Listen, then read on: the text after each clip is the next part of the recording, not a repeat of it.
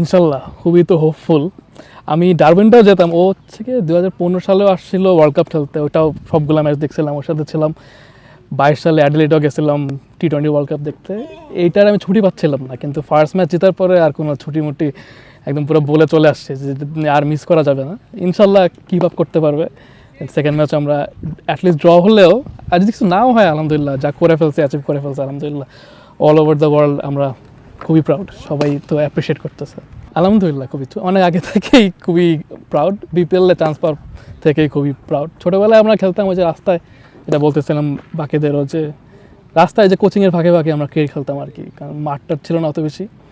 সেইখান থেকে এখন যে অস্ট্রেলিয়া ম্যাকায় কোথায়, এখানে জীবনে নামও জানতাম না, এখানে এসে ওর খেলা দেখবো। ইন্টারন্যাশনাল অস্ট্রেলিয়াকে হারায় ফেলছে অলরেডি, সেকেন্ড ম্যাচও আমরা জিতার প্ল্যান করতেছি। তো খুবই খুবই প্রাউড।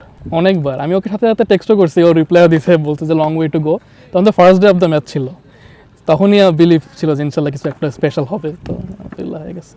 হ্যাঁ, কয়েকবার দেখছি এটা, একদম পুরা মানে অফ স্টাম্পে পড়ে, মানে একদম পুরো আউটসুইং করে আউটসাইড এজ বিটে স্টাম্পে লাগছে। তো একদম পারফেক্ট বলেছে। ও খুবই লাজুক টাইপের, কিন্তু খুবই, হ্যাঁ ও সব তো লাজুকই, কিন্তু আলহামদুলিল্লাহ মজা করতাম। আমরা ছোটোবেলা থেকে মজা করতাম, আড্ডা দিত। ফেমাস হওয়ার পরও যখন সবার সাথে আগে যখন ছিল ওরকমই, ও মানে ওর পার্সোনালিটিটা খুবই ফ্রেন্ডলি। এটা আমিও আশা করি। আগে এমনি ফ্রেন্ডদের মধ্যে দেখছি যে মজা করতে, কিন্তু আমি মাঠে এটা ফার্স্ট টাইম দেখলাম।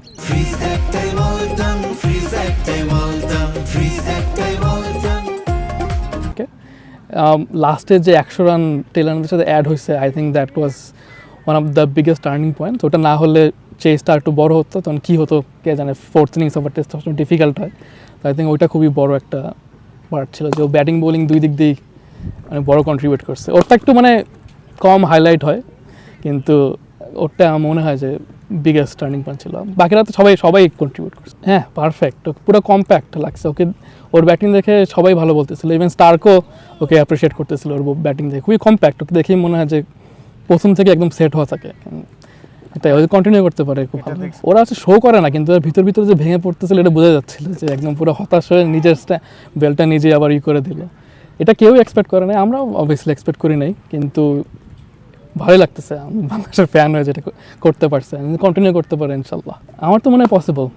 পাকিস্তানকে 1-0 করার পর 2-0 মনে হচ্ছিল করতে পারবে কিনা, ওটা করে ফেলছে, 2বার করছে অলরেডি। তো ওয়াই নট। আই থিঙ্ক অস্ট্রেলিয়ার টিমে 2-3 জন ব্যাটসম্যান আছে, স্টিভ, হেড আর ক্যারি, এই 3জনকে যদি দমায় রাখতে পারে আই থিঙ্ক ইনশাল্লাহ। আজ অলরেডি যে লাভ হোসেনের ব্যাটিং দেখে অলরেডি ওকে বলছি যে লাভ হোসেন সব অফ স্টাম্পের বল ছেড়ে দিচ্ছে, একটা প্লে করছে ওইটাও নিক হয়েছে।